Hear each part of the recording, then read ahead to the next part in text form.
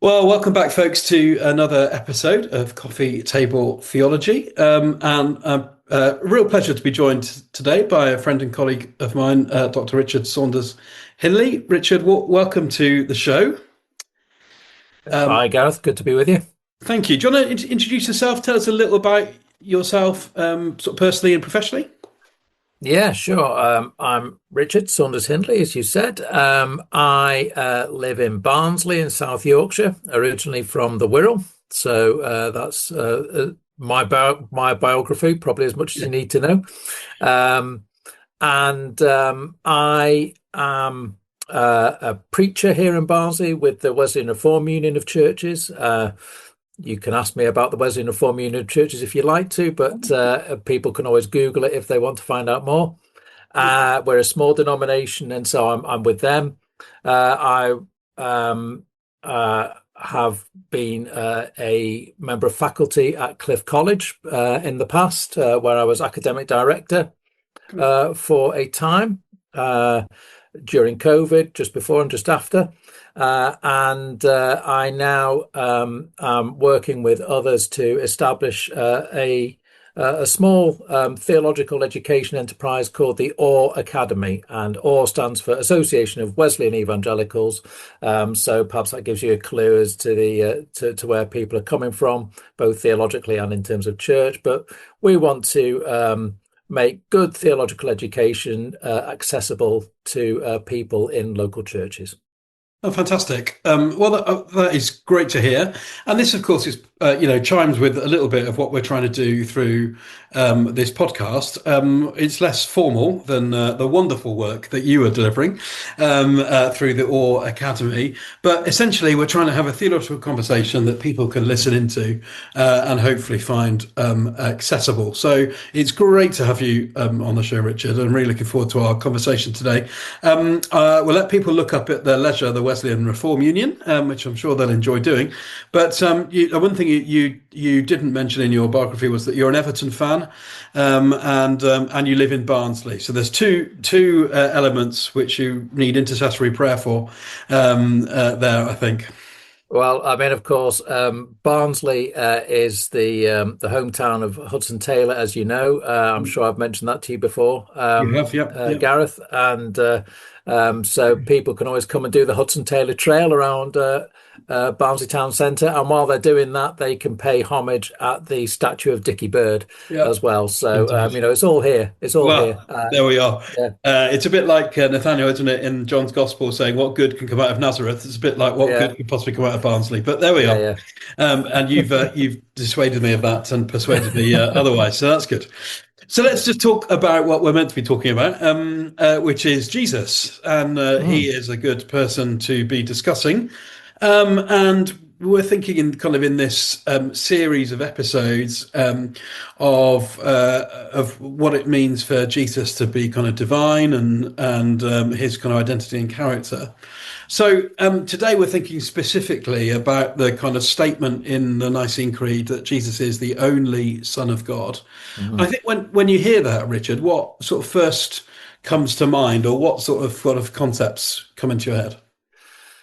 I think for me, the thing that really immediately comes to mind is the thing that's always kind of come to my mind. I grew up in the church, which is another little bit of biography there. So my dad was ordained in the Church of England, so that's where I grew up. I grew up saying the creeds, and what always came to my mind with the expression "Son of God" is really the Gospels and where Jesus is called Son of God in the Gospels. And those, they're always really vivid scenes, or often very vivid scenes where that happens. So, blind Bartimaeus, calls out, well, he calls out Son of David, actually, but, that son of. And then when Jesus is on the cross, if you really are the Son of God, and all of that.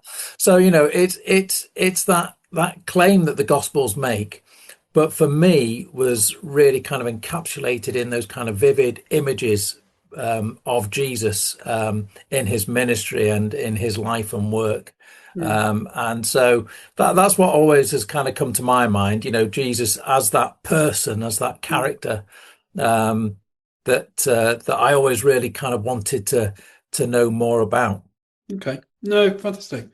And I mean, um, I mean, how would you, describe then to somebody who doesn't have any faith background at all, the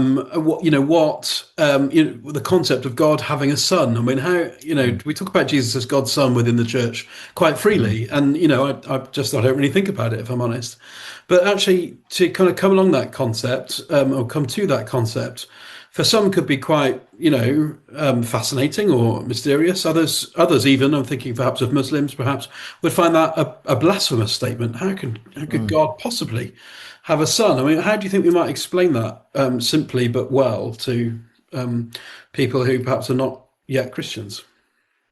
Um, yeah, I mean that's a great question, and I think in some ways is if we can do that, then I think we're well on the way to helping people really discover who Jesus is for themselves. I mean, I think um, again, I kind of would go back to the Gospels really, and probably to the beginning of John's Gospel. Mm, The great prologue in mm, John's Gospel, and where John sets out, who Jesus is. In the beginning was the Word, and the Word was with God, and the Word was God.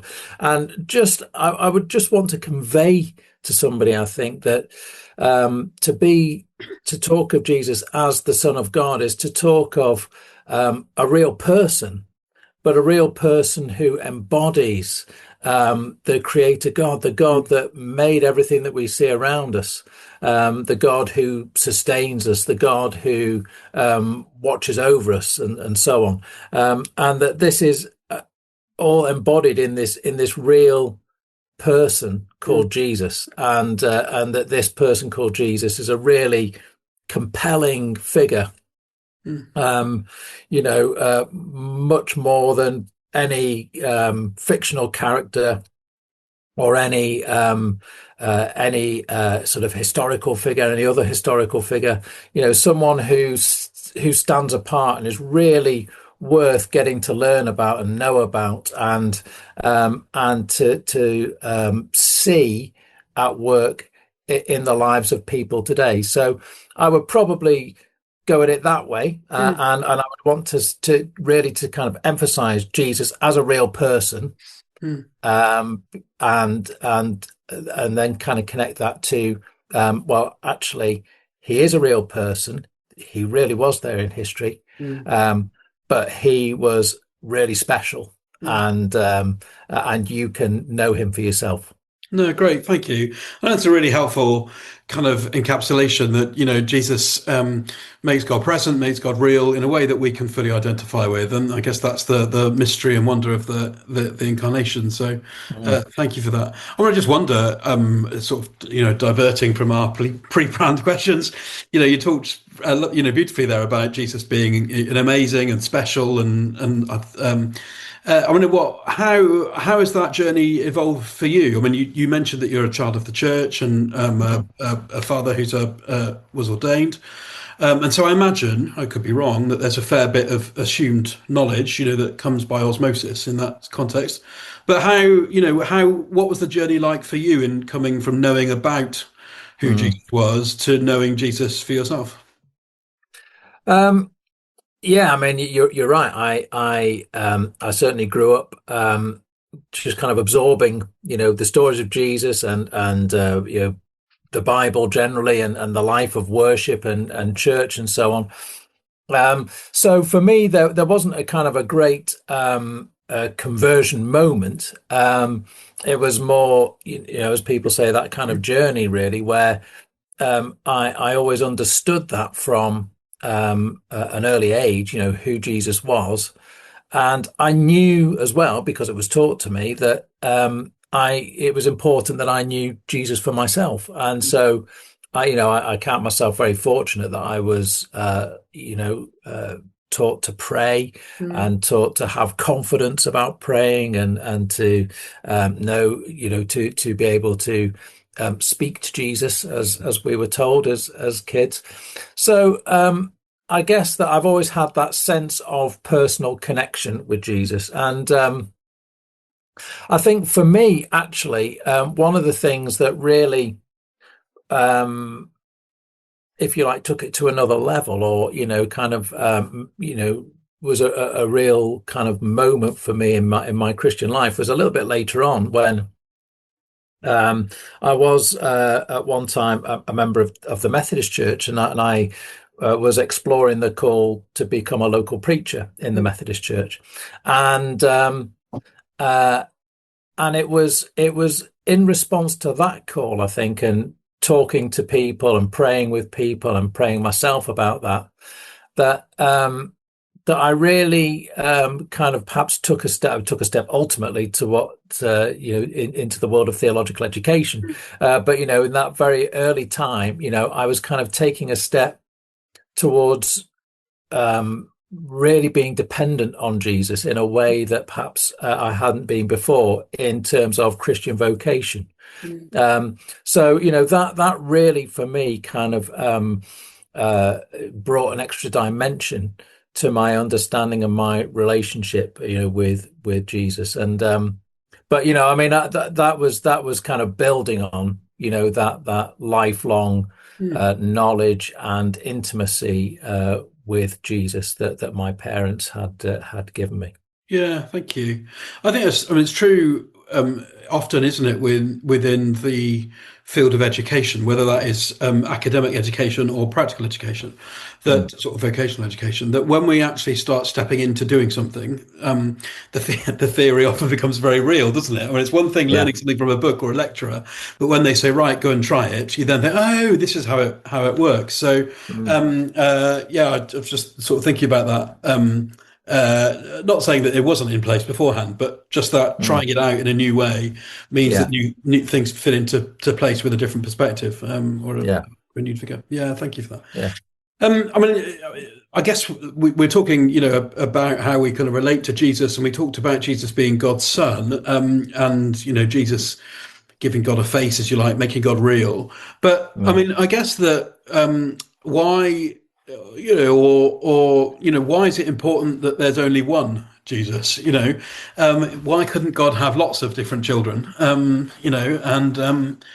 who ultimately do the same thing in different eras? Why is Jesus special himself only? Any ideas?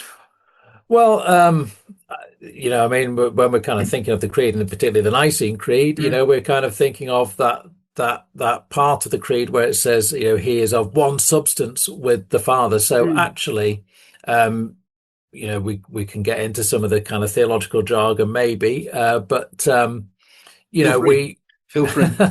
well, we could the Jesus is the embodiment, the incarnation, the embodiment of the one God. There is one God. And Jesus is the one expression of that one God in terms of incarnation. I think, I mean, in the ancient world, it was part of the expression of the divine, that the gods, could have lots of children, and they did. Zeus had children coming out of his head and other places. Literally, yeah. So I mean, the idea of a god spawning children was not at all unusual. But in the case of Israel's God, in the case of the God of the Bible, it's different. He is the only God, and he is the one who says, I am the Lord your God. You shall have no other gods. So it makes perfect sense for that one God to be present in the one Son. So I think that it's all a part of that expression of God's oneness that I think is really important, and that's why we have one Son. Otherwise, like you say, we could have had multiple sons, just like there are kind of like multiple angels. There are, and indeed, as we know, multiple people. There are all kinds of multiples, but only one God and only one Son. Mm. of the God. And I think that oneness is really at the heart of who God is. Yeah, fascinating. Thank you. Well, we're going to take a little break now and listen to some tunes carefully selected by my masters here at Pure 24/7 Radio. And then we'll be back in a couple of moments' time for some more conversation.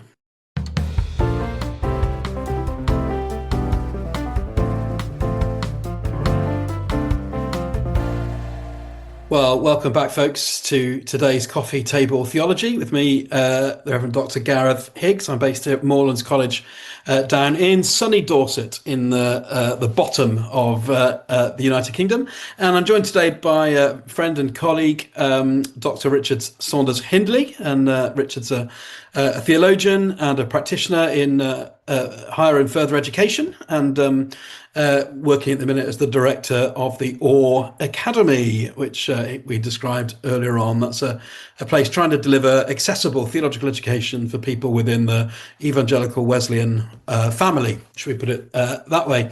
So we're talking about Jesus, and it's been great to hear of some of Richard's experiences and thinking so far.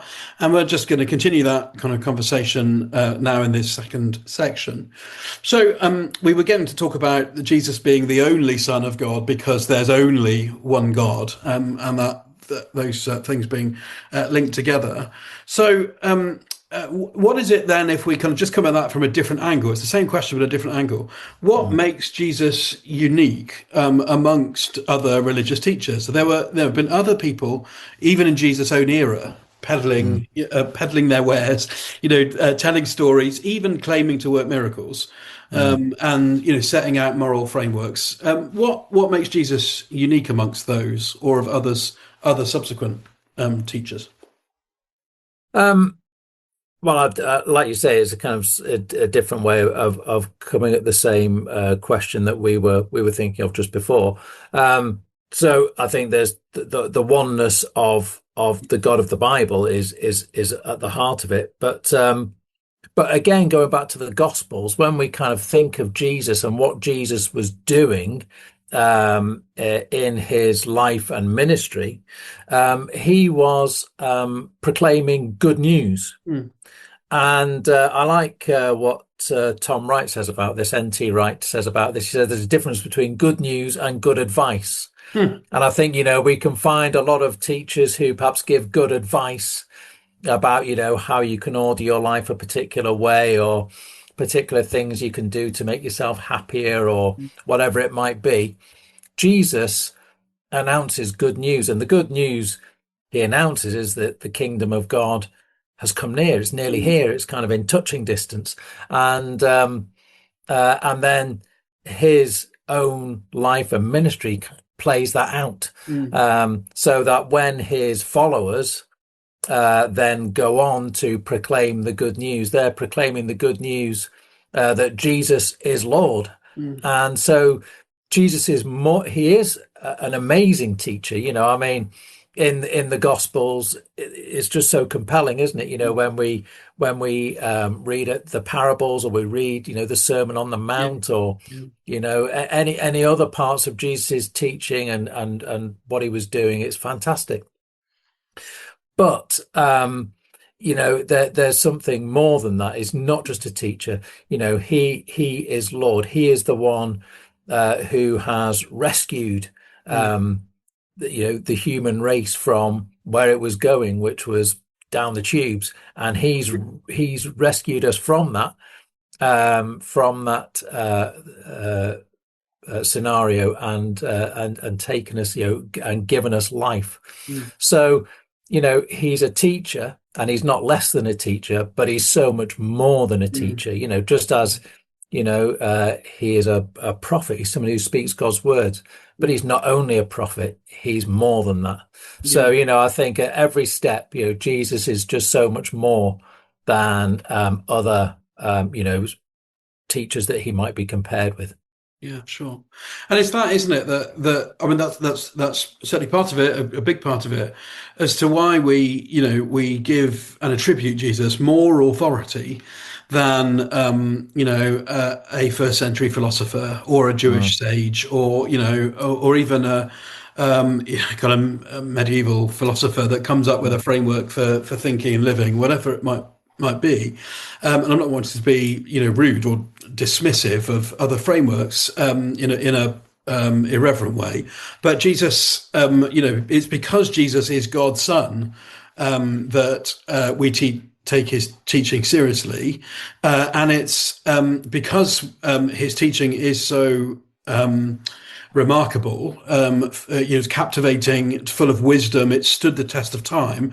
That also then begins to be evidence for why we think he's God's son, and he's so much more. So, I mean, I don't know whether there's anything more to say around, or anything more to add around the idea that the kind of authority that Jesus acts with, as well as how he speaks, conveys the idea of his divine authority. I don't know.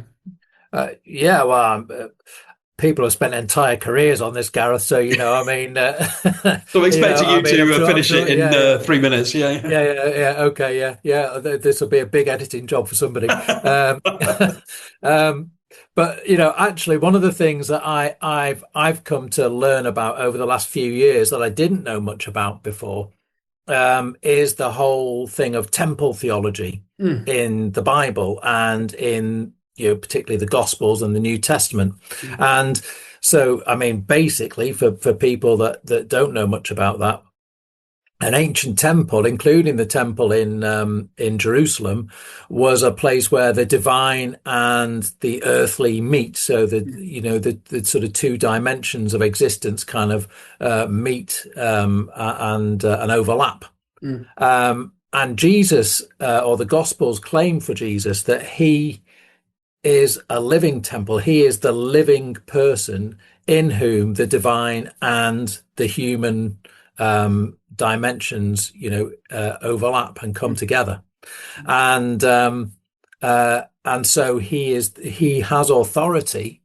So when the man he comes through the roof, the paralytic man is kind of his friends kind of smash up the roof and lower him down, and Jesus forgives him. He says that first of all he forgives him his sins, and that causes a bit of outrage amongst some people, because there's not only God is the only one who can forgive sins. Actually, there's a particular kind of procedure that you need to go through for that, which involves at least in its kind of fullest sense, being at the temple. But Jesus is saying in the way that he does it that he has that authority. So that coming together of the divine and of the human dimensions of existence in the person of Jesus is a unique way of bringing that authority that previously you would go to a particular location for. I found that really helpful and really enlightening in lots of ways, in understanding some of the things that Jesus was doing and saying, and why people reacted to him in particular ways, either positively or negatively. I think that's absolutely right. You referenced earlier on John 1, where in the beginning was the Word, and the Word was with God. Coming up to that time of year where we're going to hear this passage read lots of times if we go to a church carol service. But of course, the climax of that verse is, and the Word became the Word, that is the ever existing Jesus, became flesh and dwelt among us. Lives. He templed among us. I think Tom writes as a tabernacle. Tabernacle among us. He pitched his tent. Yes. So it's a tabernacle word. So that's all, just wonderful kind of image, really. That Jesus is the complete embodiment of God's dwelling among humankind. And just to add to that, I mean, John is an amazing, a spectacular gift to us, but actually so are all the Gospels, and I love Matthew for the same thing comes out in a different way in Matthew. He is Emmanuel, God with us, and then at the end, I am with you always. So it's all good stuff. Yeah, I'm a big fan of Matthew's Gospel, I have to say. If I ever get the luxury of getting to teach a whole unit through a whole book of the Bible, that's my kind of aim, really. But alas, I'm yet to be trusted with such responsibility. But there we are. There's a project for the Awe Academy, Richard. Let's write a Matthew module, a handbook for Okay. discipleship. Anyway, both you and I, less so now, but as you know, I used to live in the north of England in a post-industrial context as well, in East Lancashire. You're based in Barnsley, again, Mm, post-industrial landscape, just outside Sheffield.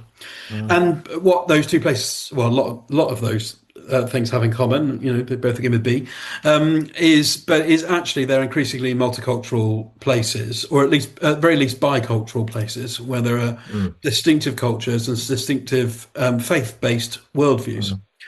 mm. So, we're both familiar with that. I wonder what it means then, for us to call Jesus the only Son of God, and to do that with clarity and firmness Yeah.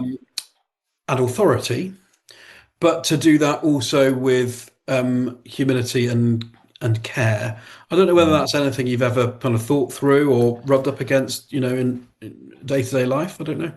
Yeah, sure. I mean, I should probably just clarify, particularly for any listeners that there may be in Barnsley, that when you said just outside Sheffield, you meant, of course, completely separate from Sheffield and having absolutely nothing to do with it. But um, Of course. Yeah. yeah, yeah.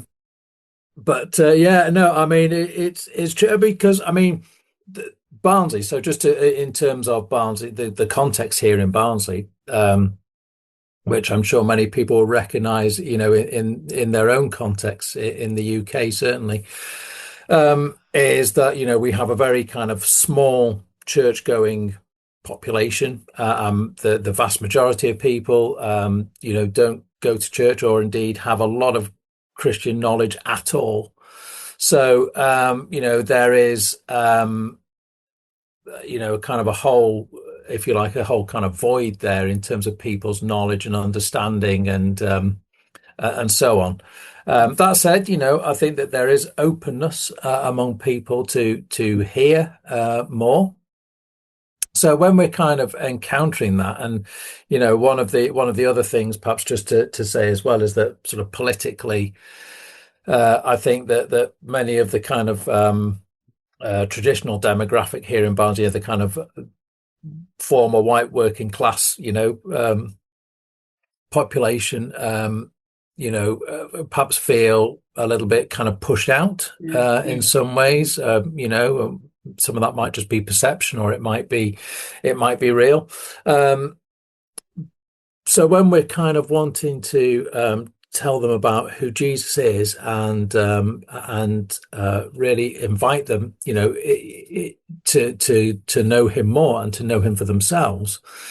I think where we need to do what Jesus did, and that is kind of meet them where they are. And I think that often where people are here in Barnsley is in need of some.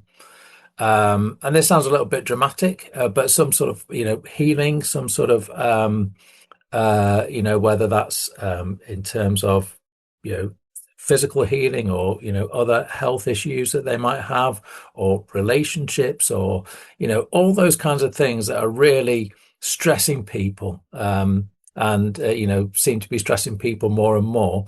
Actually, I think just bringing them to a place where, again, going to John's gospel, where we're inviting them to sort of to meet Jesus, who will, through whom they can have life and have it in abundance, Mm.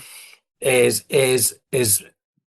often where I think we want to kind of go with people. And so, we've done things here like healing on the streets. I don't know whether you've come across that Yeah. before. So people may know about that, and it kind of does what it says on the tin, really. We've been on the street and we prayed with people, and we prayed, for that healing of whatever kind that they might need. And actually, as much as in the explanations, if you like, of who Jesus is and what that means, it is in the actual encounter that, people find for themselves, Jesus, the only Son of God, and what that means, and that they actually encounter him. So I don't know if that's really kind of getting at what you were asking, Gareth, but I just think in a kind of real life setting, here is often not the starting point is often not kind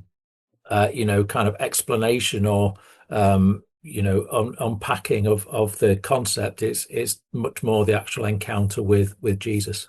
Yeah, no, I understand that completely, and I appreciate that fully, I entirely agree. I was just doing some work with some students of mine this morning, actually, on the day that we're recording this, and we were talking about the report, two reports, recent reports, the Quiet Revival from the Bible Society and Finding Jesus from the Evangelical Alliance, who are tracking the experience of new Christians relating to the church in the UK, and the amount of time that people, the welcome and inclusion of Christians, getting alongside, meeting them where they're at, serving their needs, contributed to people eventually ending up as faithful, worshipping followers of Jesus, was remarkable. And that, was a point that was made by some of the students this morning. So I fully get it that we're often starting from a different place. I think that when it comes to the kind of the gospel, the good news, I am just keen, and nothing you were saying was denying this, just to be absolutely clear, but I'm just keen that we remember that Jesus isn't just one of many options. He's not just a route to God. He himself said, I am the way, the truth, the life. And the life, So the fact that he's the only Son of God, and he is the unique Son of God, is of high importance. And I realise that may be jarring, particularly to Muslims who perhaps would find the fact that God had a son difficult. It might be jarring to Hindus or people who have a concept of many different gods, and therefore Jesus is kind of one of those many options. And I realise that's difficult and challenging, but it is the claim that Jesus made of himself, I think. And I don't think we should be afraid to assert that, is kind of what I was getting at. No. And I agree with that. And certainly what I would add to what I said just now would be, it is all focused on Jesus. I think it's all about pointing people to Jesus specifically, not kind of vague, nebulous ideas of God or, something. It is Jesus. And going back to where I started, in some ways, Jesus as a real person. We're just not long past Remembrance Sunday. And, my favorite First World War poem, I think it was actually written just after the First World War, but by Edward Shillito, Jesus of the Scars. I don't know if you know the poem that I mean, but the last verse of that is the other gods were strong, but thou wast weak. They rode, but thou didst stumble to a throne. But to our wounds, only God's wounds can speak, and not a God has wounds, but thou alone. And I think that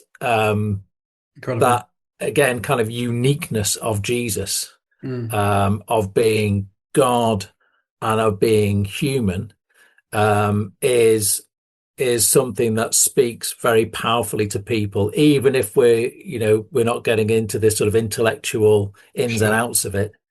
Just that kind of, as I say, that encounter of that unique person of Jesus, speaks really clearly to people, and then being able to say, he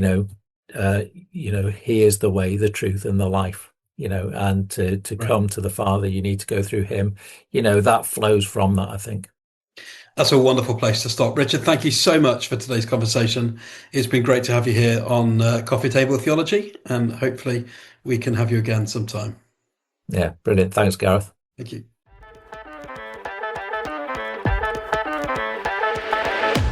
The November edition of Pure Media, the magazine, will be perfectly formed for you from Friday the 7th of November. we sit down and have a chat with Becca Legg from Restored and delve deeper into the life and work of John Childress from Free Recovery. Pure Media, the magazine, is the magazine to get yourself if you like a comfy coffee and a chat with a friend. Or tea, we won't judge. In our latest magazine, we introduce you to a new writer, Andy Robb, as well as your favourites, including Isla Rouse, Richard Scott, Karen Ferguson, and more. Sign up now so you never miss out on this amazing monthly magazine, handcrafted by real people for real people just like you. Pure Media, the magazine, is always on point and in print. Find out more at www.puremediathemagazine.com.